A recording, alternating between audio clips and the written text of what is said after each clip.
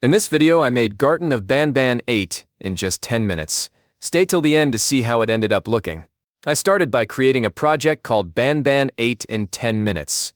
Yeah, I know, really creative. Before starting the timer, I imported a few assets that I could use to make the game because it would take too long to download and import them after the timer started. Once everything was ready, I opened up the spaceship asset pack that I had used in many of my videos. At this point I had absolutely no idea what I was going to do with it, but that was a problem for later. Next I went into the default first-person character that came with the project and started messing with the values.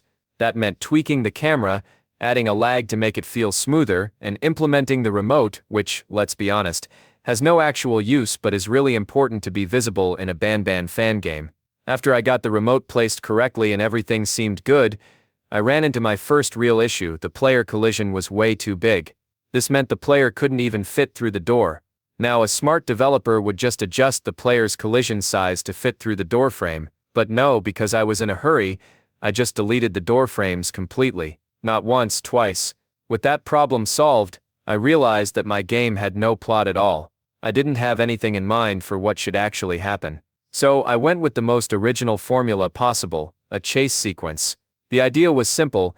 Banban would hear you coming near him and start chasing you. So I got to work on the coding.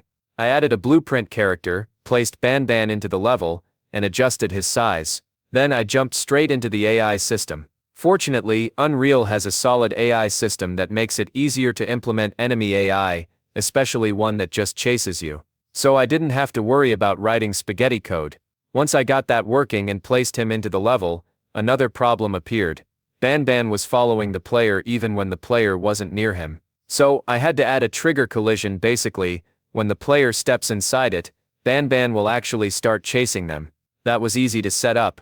But then I realized, Banban was way too small, he just wasn't threatening enough. So I made him bigger, and now he was much better.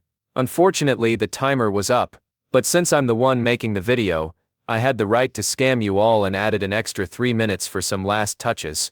One big issue remained, the game had no actual ending, and Banban couldn't even kill you. So I had to fix that. What I did was make it so that if the player collides with Banban, the game just instantly quits. Yeah, no fancy death screen, I didn't have time for that.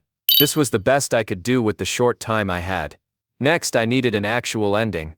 My first idea was that the player would return to where they started, and then the door behind the spawn would open, and boom, you win.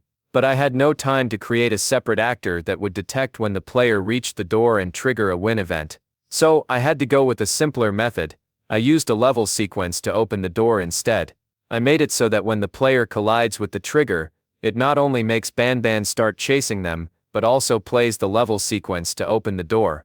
With that done, I play tested the game, and surprisingly, it actually worked. I stopped the timer with a few seconds left, and it didn't work properly. So I fixed it with the timer stopped.